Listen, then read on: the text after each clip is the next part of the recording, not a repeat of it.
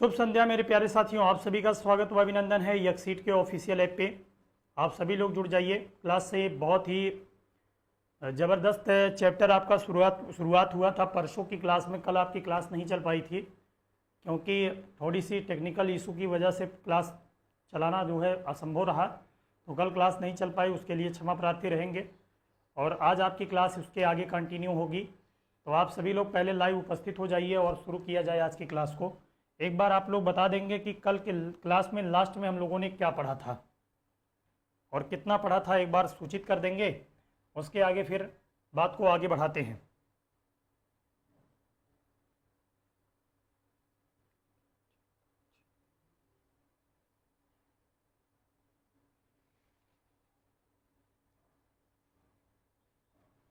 हमें लगता है कि हमने सामान्य परिचय आपको दिया था अलंकार के बारे में। एक बार मैं पूरी बातों को फिर से रिपीट करूंगा और उसी के आगे फिर कंटिन्यू करते हैं, ठीक है। अलंकार शब्द का सर्वप्रथम आपको प्रयोग बताया गया। उससे भी पहले अलंकार शब्द का शाब्दिक अर्थ अगर आपसे पूछा जाए तो आपको बताया गया था कि अलंकार शब्द का शाब्दिक अर्थ होता है, इसका जो निर्माण होता है वो गहना आभूषण शाब्दिक अर्थ में बताएंगे। निर्माण हुआ है अलम प्लस कार से, जिसका आशय निकलता है, अलम प्लस कार का आशय निकलता है। अलम का मतलब होता है सौंदर्य आभूषण से, और कार का मतलब होता है करने वाला या बढ़ाने वाला, यानी काव्य की शोभा जो बढ़ाने वाले तत्व या धर्म होते हैं उन्हीं को नाम दिया जाता है अलंकार, ठीक है। अलंकार की संख्या तक पहुंचे थे ना। हाँ, सार्वनामिक, हाँ, वैज्ञानिक विवेचन प्रकार तक हुआ है, तो आगे कहिए तो शुरू डायरेक्ट वहीं पर करें और पीछे की बातों को आप लोग रिवीजन कर डालिएगा, पढ़ डालिएगा। वैसे चलिए पढ़ ही देता हूँ, पढ़ ही देते हैं, इसके बाद आगे बढ़ते हैं। जैसे कि हम लोगों ने पढ़ा था कि अलंकार शब्द का सर्वप्रथम प्रयोग जो किया गया वो भरत मुनि के द्वारा नाट्य शास्त्र में किया गया। इसमें उन्होंने 4 अलंकारों की चर्चा की थी। उस पुस्तक का नाम था काव्य अलंकार। अगर आपसे पूछा जाए कि अलंकार का वास्तविक प्रतिष्ठापक किसको मानते हैं तो आचार्य भामा को बताएंगे। इनकी पुस्तक का नाम था काव्यादर्श या काव्य अलंकार। इसमें उन्होंने बताया था कि अलंकारों की संख्या कितनी होती है।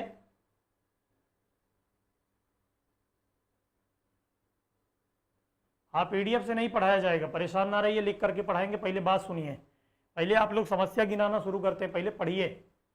पीडीएफ से नहीं पढ़ाएंगे, लिख करके पढ़ाएंगे। पहले उतनी बातों को रिपीट कर देने दीजिए। अगली बात आपको बताया गया था कि सर्वप्रथम प्रयोग नाट्यशास्त्र में भरत मुनि के द्वारा। फिर आपको बताया गया कि प्रतिष्ठापक आचार्य बताएंगे काव्य अलंकार में वर्णन मिलता है 38 अलंकारों की, और प्रतिष्ठापक आचार्य वही माने जाते हैं, ठीक है। आपसे पूछा जाएगा तो आचार्य भामा का नाम लीजिएगा, और इसमें 38 अलंकारों की चर्चा की गई थी।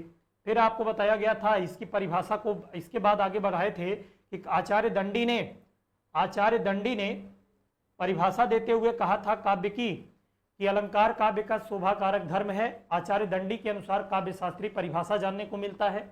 आचार्य वामन के अनुसार बताया गया था अलंकार ही सौंदर्य है, ये बात। और हिंदी के प्रथम अलंकारवादी कवि माने जाते हैं, तो नाम बताइएगा किनका। आप नाम बताएंगे उनका, आचार्य केशवदास जी का। केशवदास जी को कठिन काव्य का प्रेत कहते हैं और प्रथम अलंकारवादी कवि भी कहा जाता है, और साथ ही साथ रीतिकाल के प्रवर्तक कवि भी माने जाते हैं। ये मैंने आपको बताया था। अलंकार को वेद का 7वां अंग किसी व्यक्ति ने स्वीकार किया है, ये बात आपको बताई गई थी, ठीक है। अलंकार को वेद का 7वां अंग माना जाता है, राजशेखर ने बताया था। उपमा अलंकार को अलंकारों की जननी माना जाता है, ये बात किसने बताई थी, तो ये भी राजशेखर ने बताया था। और लास्ट में एक बात बताया था हमने कि अलंकार का वैज्ञानिक विवेचना रुद्रट महोदय ने किया था, ये बात बताई गई थी। और अलंकार की संख्या पर हम लोग पहुंचे थे। अलंकार की संख्या विभिन्न प्रकार से विद्वानों ने अलग अलग बताई है, उसी के आगे चीज़ों को कंटिन्यू करेंगे। यहाँ तक की बातें उम्मीद करता हूँ कि आपको समझ में आ चुका होगा। इसके बाद फिर हम आगे बढ़ते हैं, ठीक। अगली हेडिंग बनाइएगा अलंकार की परिभाषा। अलंकार की संख्या के बाद अलंकार की परिभाषा। हालांकि परिभाषा पहले लिखना चाहिए था, लेकिन कोई दिक्कत नहीं है, आगे भी लिख लेंगे। सौरभ यादव भैया एकदम ठीक है। कहाँ से आप लोग एक एक चीज समझने लगते हैं।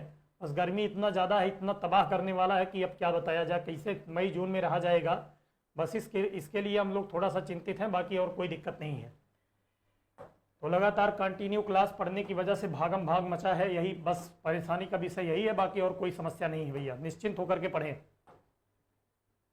आइए देखते हैं, परिभाषा बनाइएगा।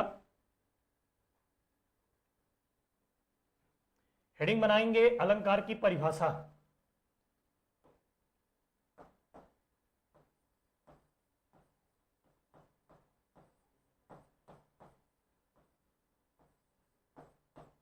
अलंकार की परिभाषा।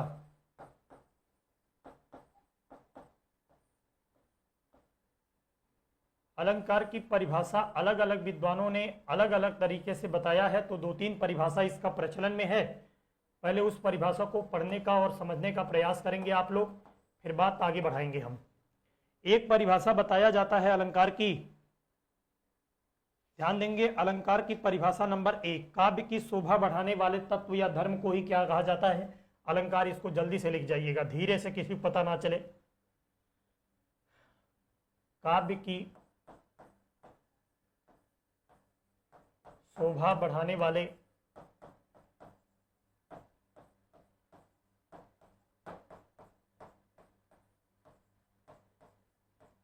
तत्व को या फिर धर्म को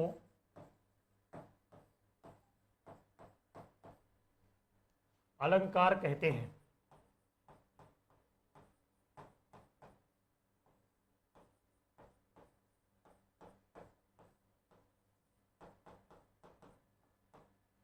काव्य की शोभा या तत्व को बढ़ाने वाले जो धर्म होते हैं उसी को अलंकार कहा जाता है।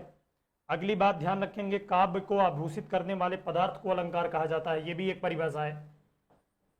काव्य को आभूषित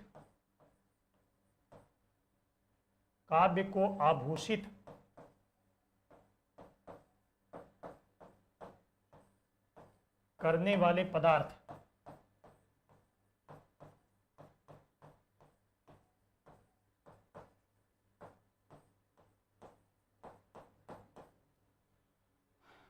को अलंकार कहते हैं।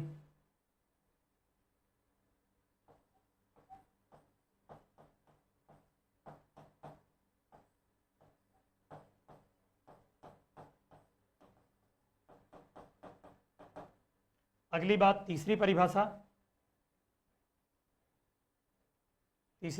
आप बता सकते हैं, अलंकार काव्य का शोभाकारक धर्म है, अलंकार ही सौंदर्य होता है।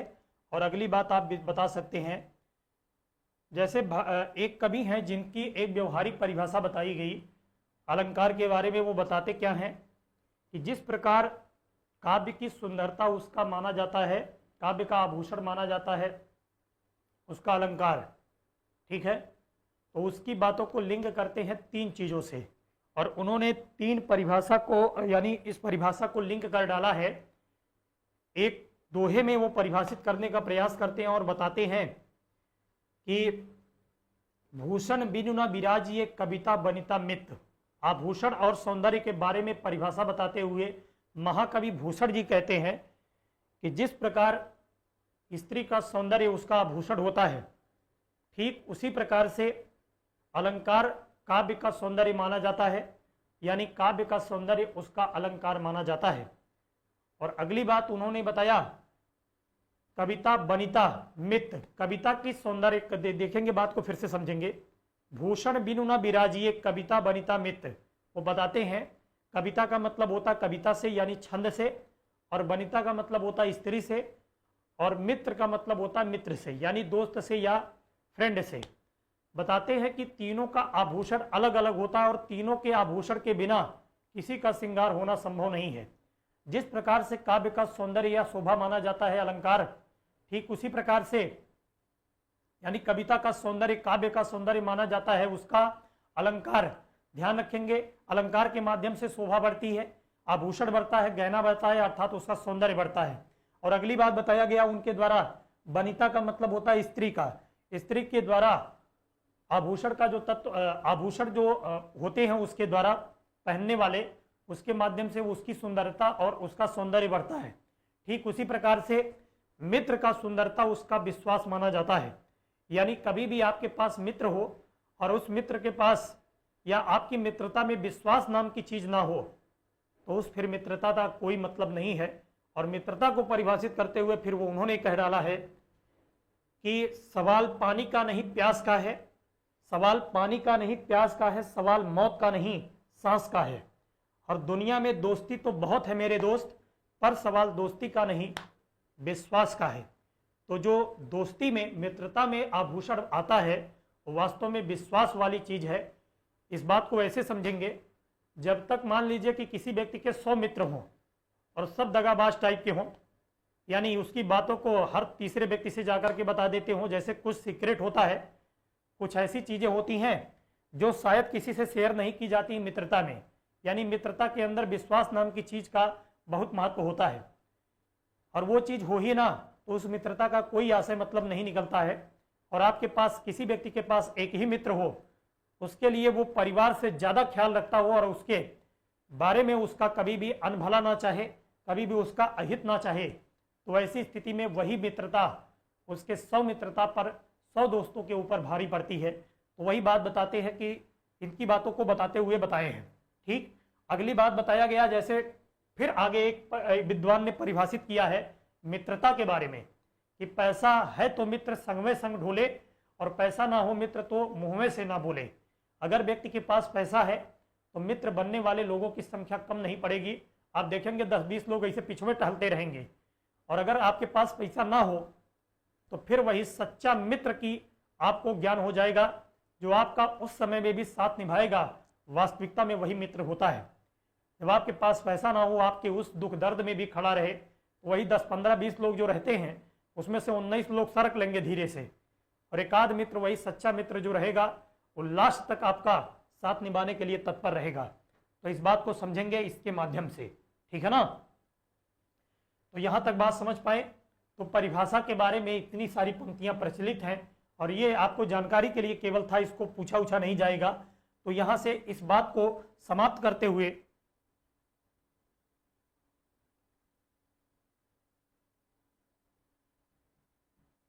अच्छा, क्या नाम है? आकाश मौर्य जी, बड़ा इंटरेस्ट आ रहा है। सर लोग बता देते हैं, अरे हमारी जब बतिये नहीं रहेगी तो बताएंगे क्या, वैसे उड़ाने को कुछ भी उड़ा दें। अब हम आपको कह दें कि हाँ विवेक सर और अविनाश सर, अब सबकी शादी इसी मई जून में फेमस है, प्रसिद्ध है, तो क्या मतलब है यार, उस बातों का कोई मतलब थोड़ी निकलेगा। ठीक है, जब रहेगा तो आपको वास्तविकता में पता चल जाएगा। एक व्यक्ति ईमानदारी तरीके से बिना हंसे हुए सूचित करेगा कि आप सब लोग तैयार रहिएगा, वो तो हर महीने में हमारी शादी कराते हैं। ठीक है, अविनाश सर हुए तो हर महीने आपको सूचना देते हुए मिलेंगे। खरवास जो चलता है गांव में, खरवासों में हमारी शादी करवा देते हैं, और हम भी करवा देते हैं। तो हम लोगों की मित्रता में इतना ज़्यादा विश्वास है कि हाँ, एक दूसरे की बातों को बताते रहते हैं गलत तरीके से। परेशान ना होइएगा। चले आगे भैया। हाँ, तो ध्यान रखिएगा, इतनी जानकारी थी आपको बेसिक तौर पर। अब हेडिंग आप बनाएंगे अलंकार के प्रकार। हेडिंग अगले पेज से बनेगा अलंकार के प्रकार।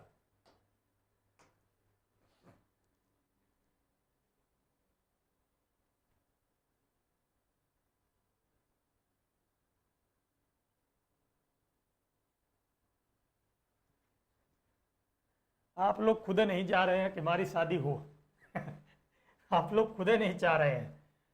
अरे भाई शांति से चुपचाप रहिए, जब रहेगा पता चलेगा तो बता देंगे। अभी परेशान ना रहिए, अभी अच्छी खासी जिंदगी चल रही है, चलने दीजिए। ध्यान देंगे अलंकार के प्रकार। अब शांत हो जाइए, हंसने हंसी मजाक की बात बहुत हो गई। अब ध्यान से समझिए, आप इनसे सबसे अपरिचित हैं और आपको इनके बारे में जानकारी नहीं है। अलंकार के प्रकार, अगले पेज पर जरा सा मैं क्वेश्चन आपको बताना चाहता हूं कि अलंकार के प्रकार के बारे में कैसा कैसा प्रश्न एग्जामों में बना है और आगे बनता रहेगा। अलंकार के प्रकार की बात करें तो ध्यान रखिएगा, 3 प्रकार जो लोग बताने वाले हैं, मान्यता उनकी भी बात सही है, लेकिन मान्यता कितने को मिलती है? 2 को। ध्यान देंगे, पहले नंबर का अलंकार है शब्दालंकार। क्या नाम बताएंगे भैया? शब्दालंकार इसका पहला प्रकार होता है। तो आप बता देंगे कि अलंकार के मुख्यतः दो प्रकार होते हैं। दूसरा प्रकार होता है अर्थ अलंकार। अर्थ अलंकार, ये दो प्रकार होते हैं।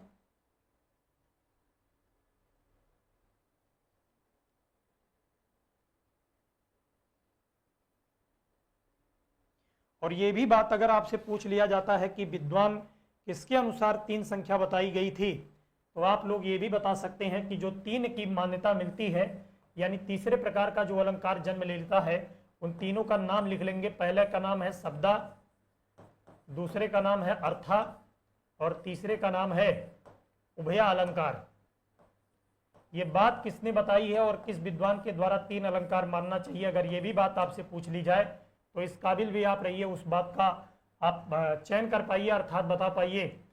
तीसरे प्रकार का अलंकार है उभया अलंकार, जो केवल संस्कृत में ज़्यादातर प्रयोग होता है, हिंदी में इसका प्रयोग आपको देखने को कम मिलेगा। और ध्यान रखेंगे ये तीनों प्रकार बताया किसने था, तो आप नाम याद रखेंगे आचार्य भोज का। आचार्य भोज ने तीन अलंकार के प्रकार को मान्यता दिया था। तो अलग से ये जानकारी केवल आपको हासिल करनी थी, बाकी आप मान्यता कितने को देकर के चलेंगे और अध्ययन कितने का करना है, दो प्रकार का, शब्दालंकार और अर्थ अलंकार। ठीक है, शब्दालंकार क्या होता है, पहला बिंदु ये है, तो ध्यान देंगे इसके बारे में लिखें। अर्थ अलंकार के बारे में और शब्दालंकार के बारे में पहले परिभाषा लिखिएगा। जहां पर काव्य में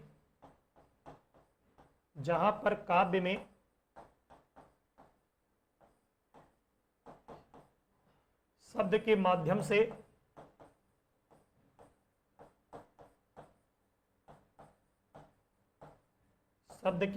से चारुता उत्पन्न की जाती है। चारुता का मतलब होता है चमत्कार उत्पन्न किया जाता है, शोभा बढ़ाया जाता है।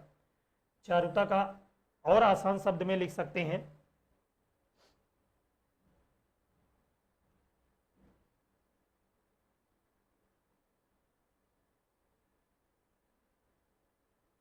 ध्यान देंगे, चारुता का मतलब होता है चमत्कार से या शोभा से। जहां पर शब्द के माध्यम से चारुता उत्पन्न की जाती है,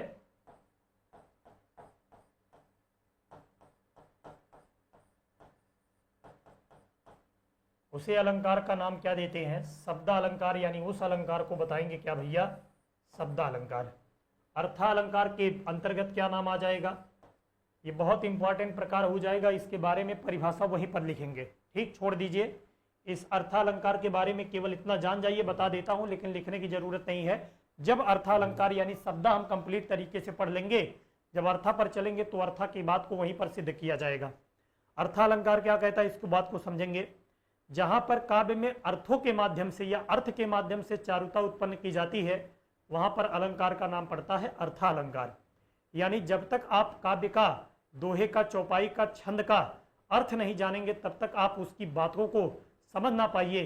अर्थात बात सामान्य तरीके से बोल दिया जाए लेकिन उसका अर्थ बहुत गहरा हो, तो ऐसी स्थिति से जब काव्य की शोभा बढ़ाने की जरूरत पड़ती है, तो अलंकार की जरूरत जो पड़ता है, उस अलंकार को नाम देते हैं अर्थालंकार। इन दो बातों को आप समझ पाए कि नहीं, जल्दी से बताएं, जल्दी से बताएंगे भैया, दो बातों को आप समझ पा रहे हैं या नहीं। ठीक है, अगली अलग से हेडिंग बनेगी शब्दा अलंकार के प्रकार, और वहां से यानी इसके बाद का पॉइंट ये है कि शब्दा अलंकार के प्रकार आपसे पूछा जाए। अब इस बात को केवल लिख लीजिएगा, अर्थालंकार या परिभाषा अगर लिखना चाहेंगे, उनकी सारी बातों को ध्यान देंगे। अर्थालंकार की परिभाषा अगर लिखना चाहिएगा तो लिख लीजिएगा। एक बहुत महत्वपूर्ण बात है, उसको जरा ध्यान से समझेंगे इस प्रकार से। ठीक, पहले आपको बता दें मेरे दोस्त, मेरे भाई, इस शब्द का मतलब जरा आप समझने का प्रयास करिएगा। जो शब्दालंकार के जितने प्रकार होंगे, इस शब्द में बड़ा भाव छिपा हुआ है। इस शब्द का मतलब यह है कि शब्द के माध्यम से जहां पर काव्य की शोभा बढ़ाने की जरूरत पड़ती है, वहां पर शब्दालंकार होता है। तो इसमें आपको तीन अलंकार, तीन टाइप के अलंकार मिलेंगे।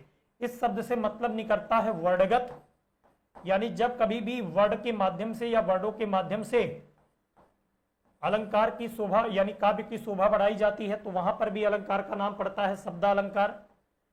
अगली बात आपको देखने को मिलेगी, जहां पर काव्य में शब्दों के माध्यम से यानी शब्दगत के माध्यम से चारुता उत्पन्न की जाती है, शब्दगत आपको चमत्कार होता हुआ दिखेगा, तब भी अलंकार का नाम पड़ेगा शब्दालंकार।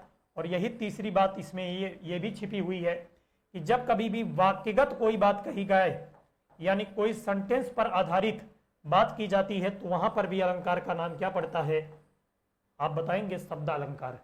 इसका आशय या मतलब जरा समझिएगा। जैसे अलंकार के प्रकार को आपने पढ़ा होगा, एक अलंकार का नाम आपने पढ़ा, शुरुआत में पहला हर कोई परिचित होगा शब्दालंकार के पहले प्रकार से अनुप्रास अलंकार। उसकी परिभाषा आप यही बताएंगे कि सर जहां पर वर्णों की आवृत्ति बार बार काव्य में होती है वहां पर शब्दालंकार होता है। तो वर्णगत वाली बात आ गई, किसका प्रकार माना गया, शब्दालंकार का। तो इस शब्द से आशय क्या निकलता है, वर्ण भी निकलता है, अक्षर भी निकलता है, शब्द भी निकलता है और वाक्य भी निकलता है, यानी तीनों पर आधारित अलंकार आपको देखने को मिलेंगे शब्दालंकार में। बात को फिर से समझेंगे। इस शब्द का मतलब हुआ वर्णगत यानी वर्णों के माध्यम से जहां चारुता उत्पन्न की जाए। शब्दगत का मतलब हो जाता है, मेरे भाई ध्यान रखेंगे, जैसे आपको अलंकार का नाम याद हो तो आप देखेंगे अगर शब्द के माध्यम से चारुता उत्पन्न की जाती है तो दो अलंकार आपको देखने को मिले हैं और परिचित होंगे, जैसे यमक अलंकार और श्लेष अलंकार। शब्द एक रहता है, अर्थ अनेक निकलने लगता है तो उसी को श्लेष अलंकार। शब्द एक रहे, शब्द दो रहे, उनके अलग अलग अर्थ निकले, शब्द एक रहे रिपीट हो जाए यानी आवृत्ति हो जाए, उसके अलग अलग अर्थ हो तो उसी का नाम यमक अलंकार पड़ने लगता है। तो शब्द के माध्यम से जो अलंकार के प्रकार देखने को मिलते हैं शब्दालंकार में, उसमें नाम आता है यमक अलंकार का और श्लेष अलंकार का। वाक्यगत अलंकार क्या होता है, यमक अलंकार अनुप्रास अलंकार का प्रकार होता है 5 और उसी 5 प्रकार में एक प्रकार आपको देखने को मिलेगा लाटानुप्रास अलंकार और साथ ही साथ वक्रोक्ति अलंकार।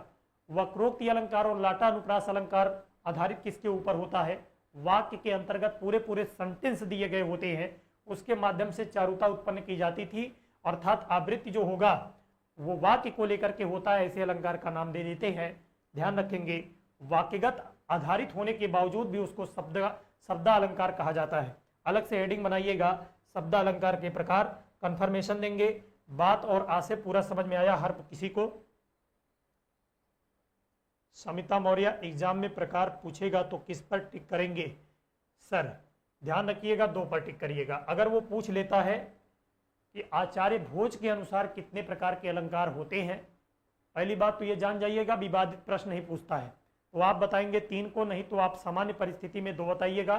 अगर आपसे कोई कंडीशन नहीं लगाया है तो हेडिंग बनाएंगे शब्दालंकार के प्रकार।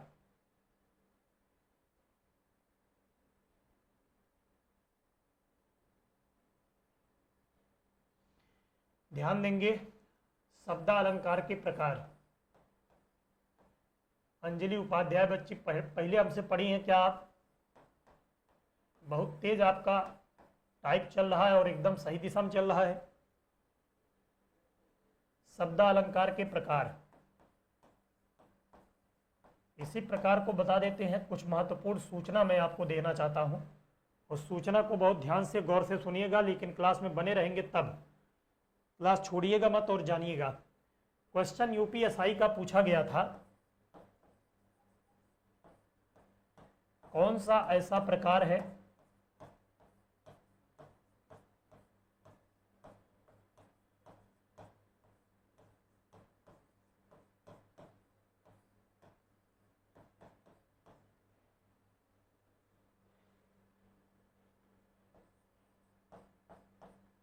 जो शब्दालंकार के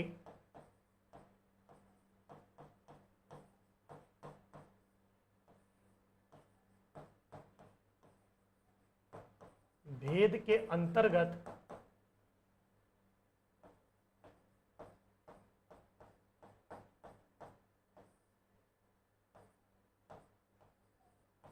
नहीं आता है।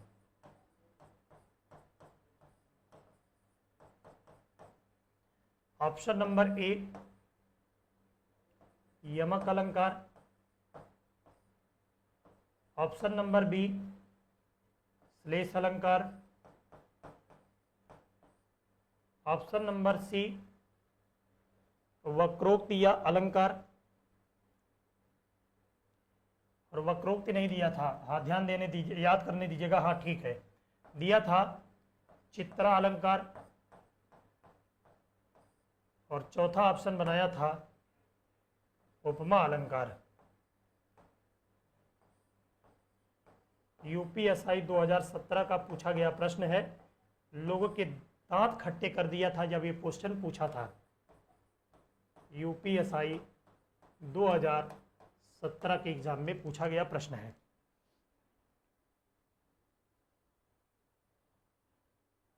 हाँ वादा है बच्ची, परेशान ना रहिएगा, पहली बार और आखिरी बार ही आपको महसूस होगा, फिर दिक्कत नहीं पड़ेगी हिंदी को पढ़ने की, कभी ज़रूरत महसूस नहीं होगा, ठीक है। अंजलि का जवाब आया है यस सर, यानी सो पहले से देख रखी हैं, इसलिए बहुत तेज़ी से सरपट भाग रही हैं।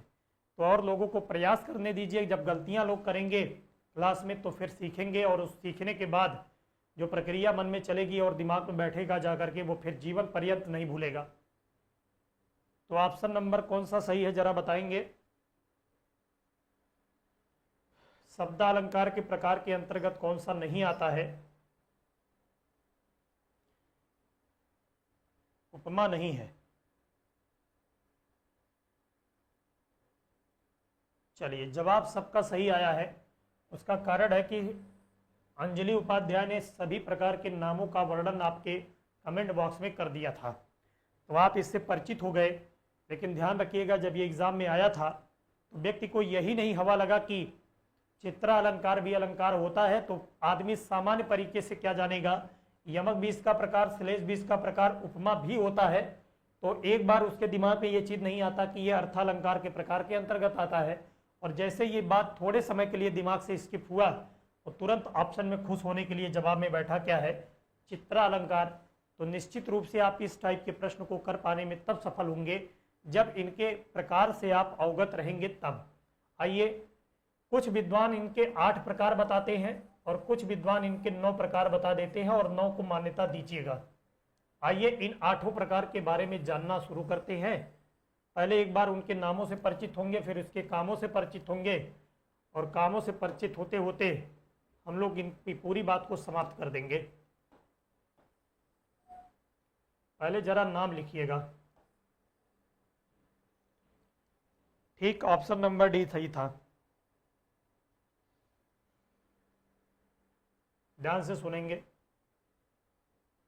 सबसे पहला प्रकार होता है, नाम आता है अनुप्रास अलंकार।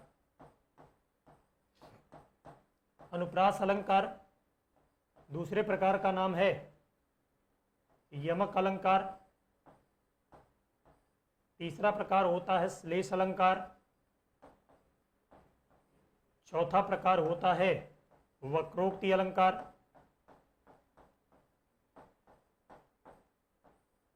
पांचवा प्रकार होता है, तीसरा हो गया, चौथा हो गया, और परिचित आप मैं पूरे गारंटी के साथ कह सकता हूं कि अगर बहुत ज़्यादा किसी को जानकारी रही होगी तो यही 3 प्रकार आप जानते रहे होंगे आज तक कि समास के अलंकार के जो 3 प्रकार आपके सामने लिखे गए हैं, अनुप्रास, यमक और श्लेष की जानकारी व्यक्ति को होती है।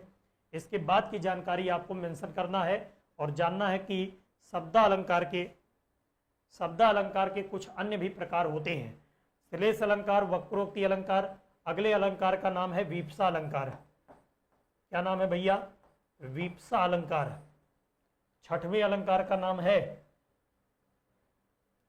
वक्रोक्ति हो गया, वीप्सा हो गया। अगले का नाम है चित्रा अलंकार। चित्रा अलंकार। अगले का नाम है मुद्रा अलंकार। अगले का नाम है पुनरुक्ति प्रकाश अलंकार।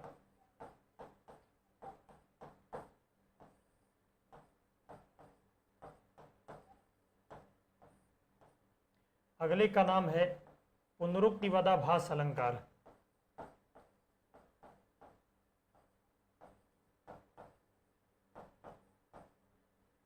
पुनरुक्त वदाभास अलंकार। अगर प्रकार की संख्या काउंट करेंगे तो आ जाएगा 9। 6वां नंबर, 7वां नंबर, 8वां नंबर और 9वां नंबर। ये सब प्रकार को जब जानते रहेंगे तो ऐसे टाइप का जो प्रश्न बना है, आपको बता दें इस चैप्टर को हल्के में लेने का प्रयास ना करिएगा। 2017 का एक जो यूपीएसआई का एग्जाम हुआ था उसमें इसी टॉपिक से लगभग 110 से लेकर के 120 प्रश्न केवल एक टॉपिक से आया था। 2017 के यूपीएसआई के एग्जाम में केवल एक टॉपिक से 100 से ज़्यादा प्रश्न आया है। अब आप कहेंगे कि सर काहे झूठ बोल रहे हैं, प्रश्नवा तो यूपीएसआई में 40 से आता है। तो समझिएगा कैसे आया था। हर एक सेट में एक दिन में 2 पेपर होता था या 3 पेपर, शायद 3 पेपर होता था, यानी 3 शिफ्ट में पेपर होता था। कोई भी ऐसा शिफ्ट नहीं रहा जिसमें 4 से 5 प्रश्न आपके केवल एक टॉपिक अलंकार से प्रश्न ना पूछा हो। और इतना धड़ाधड़ अलंकार पूछा है, इतने बेहद लेवल पर, बड़े लेवल पर, पैमाने पर थोड़ा सा हाई करके अलंकार को पूछा है कि अच्छे अच्छे लोगों की हालत खराब हो गई।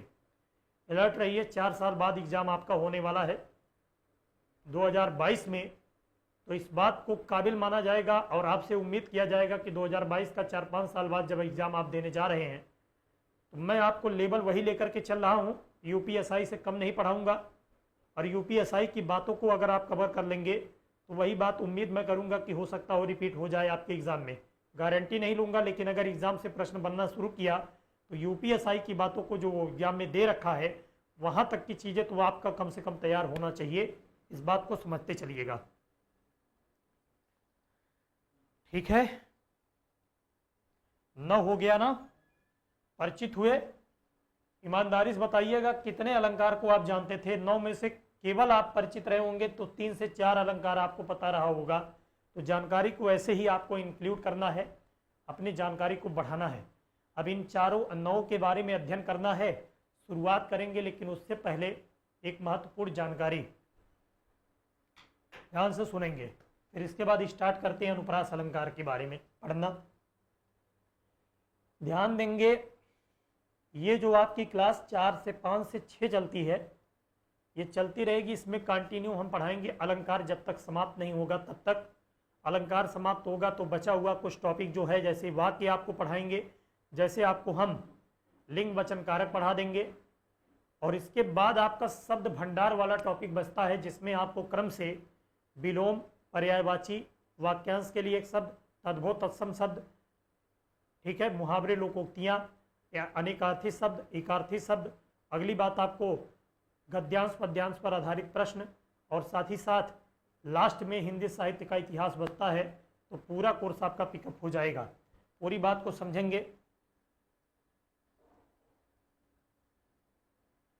पेपर में अगर ध्यान रखेंगे, वर्षा जी अगर पूछेगा तो आपको 9 बताना है। हालांकि आपसे केवल इसमें से अलग अलग से प्रकार उठा करके उनके उदाहरण को दे करके पूछेगा। अगर आप इन केस मान लीजिए कि संख्या पूछ ही लिया गया तो आप जवाब कितने का लगाएंगे? 9 का लगाएंगे, 4 का नहीं लगाएंगे, ठीक है ना। 3 को जानते थे बस, मुझे तो 5 ही पता था। चलिए अब इसके बाद समझेंगे बात को। तो क्योंकि आपको पता है कि आज हम लोगों की चौथी मुलाकात है, 89 नंबर का लेक्चर शायद आज चल रहा है, यानी लगभग 90 क्लास आपकी होने वाली है यूपीपी में। 30 दिन की क्लास मैं आपको और लूँगा, यानी आज लगभग 6 तारीख है, तो 6 मई को कोर्स आपका लगभग समाप्त हो जाएगा, ना के बराबर कुछ भी चीज़ें बचेंगी। लेकिन उसके लिए आपको कल से जुड़ना पड़ेगा। बहुत ध्यान से सुनेंगे और अपने दोस्तों तक ये बात शेयर करेंगे, ग्रुप में सबको बताएंगे, एक बार सूचित करेंगे कि कल से मैं आपकी एक क्लास और बढ़वाने वाला हूँ। एक बार आप जुड़ते हैं 4 बजे से शाम के और पढ़ते हैं कितने बजे तक? 8 बजे रात्रि तक। तो ध्यान दीजिएगा, 4 से 8 ये जो क्लास चलती वो प्रॉपर चलती रहेगी, उसमें कोई विषय में कोई परिवर्तन नहीं, वो सब चलती रहेंगी। केवल हिंदी की एक क्लास आपकी बढ़ जाएगी कल से। सुबह में 8 बजे हमसे मिलिएगा, परसों से, कल से नहीं परसों से। परसों से मैं आपको 8 बजे भी उपस्थित होऊंगा और 8 बजे भी मैं आपको पढ़ाने के लिए तत्पर रहूँगा। जो शब्द भंडार वाले टॉपिक हैं वो जितना जल्दी आपका कोर्स खत्म हो जाएगा उतने फ़ायदा रहेगा, क्योंकि ब्रह्मास्त्र सीरीज लगने वाला है, तो इन सब टॉपिक को जल्दी से पढ़ लेंगे। तो ब्रह्मास्त्र सीरीज को रिवीजन करने के लिए, टॉपिक रिवीजन करने के लिए आपके पास समय हो जाएगा। और फिर जब आप लाइव सेशन में आएंगे और प्रश्नों का टकाटक जवाब देंगे तो आपकी कॉन्फिडेंस लेवल में 4 चांद लगेगा। यानी 1 महीने तक हम लोग मेहनत करेंगे तो आपके सारे टॉपिक कवर हो जाएंगे। सुबह में 8 बजे आप जुड़ेंगे। इसमें किसी को कोई आपत्ति हो तो पहले कमेंट बॉक्स में बताएं, और आपत्ति होगी तो उसका कोई निवारण नहीं है। वीडियो आपके रिकॉर्डेड फॉर्म में भी पड़ा रहेगा। लाइव देखना है तो सुबह 8 बजे, नहीं देखना है तो बाद में देखिए, लेकिन अपनी कोई परेशानी और इशू ना बताइए, नहीं तो आपका ये कोर्स बहुत लंबा चलने वाला है। तो हम क्या करेंगे, इसी अलंकार के प्रकार में से केवल आपके यूपीपी के लेवल का यही 3 प्रकार होता है, और यही 3 प्रकार हम पढ़ा करके कोर्स को जल्दी समाप्त करेंगे।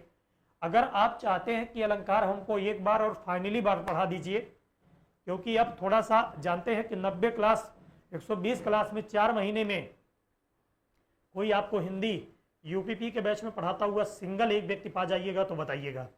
आपको बता दें कि पूरे मार्केट में खंगाल डालिए, 30-35 क्लास में निपटा देते हैं। हम आज तक यही नहीं समझ पाए कि आखिरकार खत्म कैसे कर देते हैं। क्या हम आपको छोड़ दें? जैसे इसमें तो बात समझ में आती है कि इसका लेवल आपको केवल बहकाने के लिए मैं बता दूं कि भैया यूपीपी लेवल का केवल यही होता है। अनुप्रास अलंकार के कुल 5 प्रकार होते हैं, वहां से प्रश्न बन रहा है तो मैं क्या छोड़ दूं बताइए।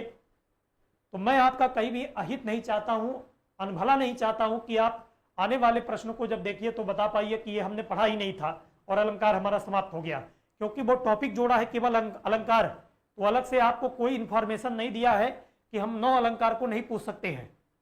तो 9 अलंकार बिल्कुल पूछा जाएगा, इसमें कोई दिक्कत नहीं होना चाहिए। तो आप जब जानकारी में रखेंगे, डीप चीजों को पढ़ेंगे, तभी भैया ये संभावना बनती है कि भविष्य में एग्जाम में पूछा जाए। अगर नहीं पूछा तो कोई बुराई नहीं, आप 3 पढ़े थे तब भी काम चल जाता। लेकिन अगर पूछ लिया गया तब आप क्या करेंगे, आप अपना सिर पकड़ के वहां बैठेंगे, आप क्लेम करेंगे कि आपने अलंकार में ये बताया नहीं था कि हम केवल 3 अलंकार के प्रकार को पूछेंगे, बचे हुए रेस्ट में 6 अलंकार को नहीं पूछ सकते। क्या वो कहेगा कि नहीं कहेगा कि आपको हमने ये सब बातें बताया ही नहीं था कि 9 अलंकार को नहीं पूछा जा सकता। तो निश्चित रूप से आप अपने आप को प्रिपेयर रखिए, मजबूत रखिए। किसी भी परिस्थिति में क्वेश्चन आए तो आपके गलत ना होने पाए। वहां की क्लास से मैं अटेंड कराऊंगा आपका, जैसे शुरुआत होगा अनेकार्थी टॉपिक से, ठीक, अनेकार्थी टॉपिक। इसके बाद मैं आपको वर्तनी पढ़ाऊंगा, वाक्य दोष पढ़ाऊंगा। इसके बाद आपको पढ़ाऊंगा गद्यांश पद्यांश पर आधारित प्रश्न, जो अनसीन पैसेज होता है। इन टॉपिक को समाप्त कर लेने के बाद चाहे उस क्लास को बंद करना पड़ेगा, तब तक अलंकार भी आपका लगभग समाप्ति के दौर पर भगने लगेगा। और इतना करते करते फिर अलंकार वाले क्लास से आपको जोड़ करके, यानी इस क्लास से जोड़ करके बचे हुए रेस्ट में जो हिंदी के पार्ट हैं उसको कंप्लीट करा देंगे। एक टॉपिक केवल अलग से आपको यूट्यूब पर पढ़ना पड़ेगा, मैंने आपको हिंट दिया था।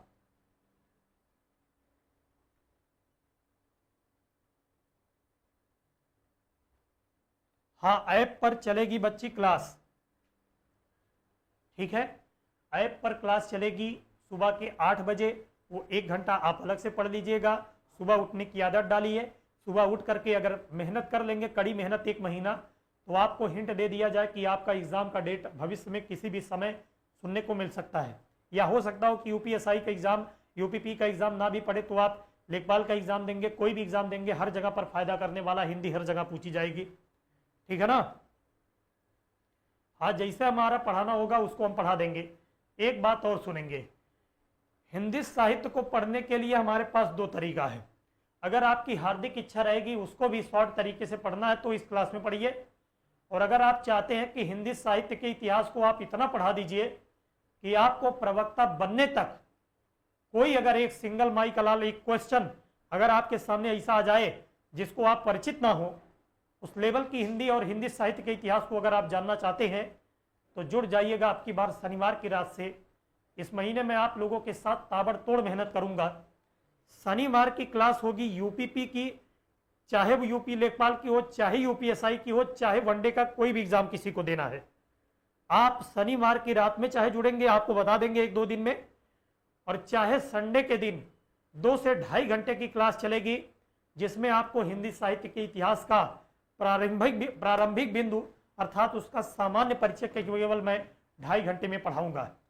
यानी जिसको मैंने अपने आप को प्रिपेयर करने के लिए 20,000-25,000 रुपया खर्चा किया और 3 महीने इस पैर में छाले पड़ गए, इस भीषण गर्मी में मैंने पढ़ा था, मैं आपको वो चीज उपहार स्वरूप, चाहे ज्ञान स्वरूप, चाहे जिस तरीके से चाहते हैं उस तरीके से देना चाहता हूं कि हमसे पढ़ा हुआ हर एक व्यक्ति सर ऊंचा करके रहे और हिंदी में कहे कि हमको कोई पछाड़ नहीं सकता है। तो मैं आपके साथ कहीं भी अन्याय नहीं करना चाहता हूं। तो वादा है कि अगर एक बार हिंदी साहित्य का इतिहास का वो वीडियो लगभग 5 शनिवार आपको पढ़ना पड़ेगा, 10 से 12 वाली रात में आप पढ़ेंगे, और अगर संडे को पढ़ाएंगे तो वो भी बता देंगे। उसमें पूरे कोचिंग के जितने भी बैच चल रहे हैं ऑनलाइन ऑफलाइन सबको पढ़ना है। एक बार मेहनत इतनी ईमानदारी से करेंगे, चाहे आप ऑनलाइन प्लेटफॉर्म के स्टूडेंट हो चाहे ऑफलाइन के हो, सब लोग तैयार हैं और सब लोग के अंदर समझ की बात है। वो लोग कहते हैं कि सर हमको पढ़ाइए, डीप पढ़ना है। क्योंकि आपको बता दे दोस्त, सिलेक्शन अगर लेना है आपको, तो अगर जेल वार्डन का एग्जाम जो हुआ था उसको समझ सुन लीजिएगा। प्लीज सर क्या बताएं।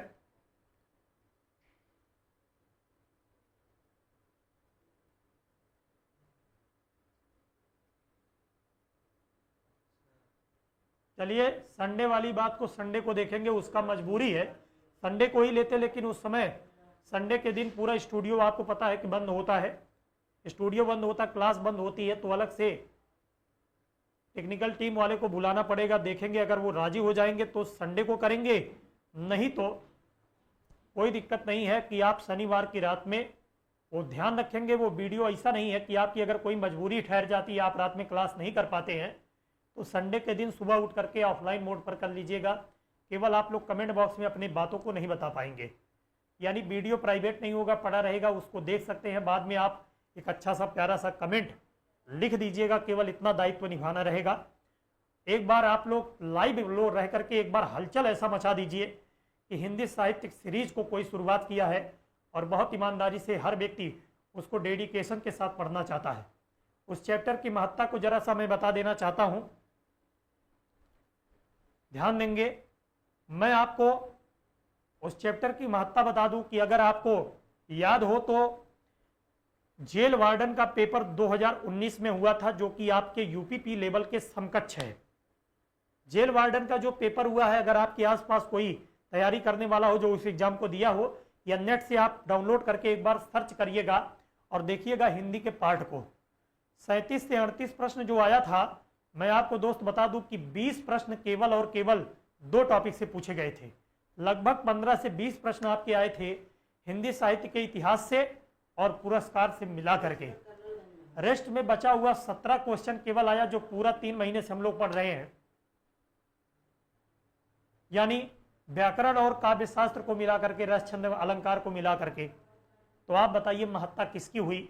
आपकी बुद्धिमानी ये नहीं है कि आप उस टॉपिक को बहुत गंभीरता से लेकर के पढ़िए, क्योंकि ये बात बिल्कुल तय है कि अगर जेल वार्डन में पूछा गया है तो संभावना ये बनने लगती है कि आपके यूपीपी के एग्जाम में भी ऐसे प्रश्न आपको देखने को मिले, तब आप उस समय कोई क्लेम नहीं कर पाएंगे।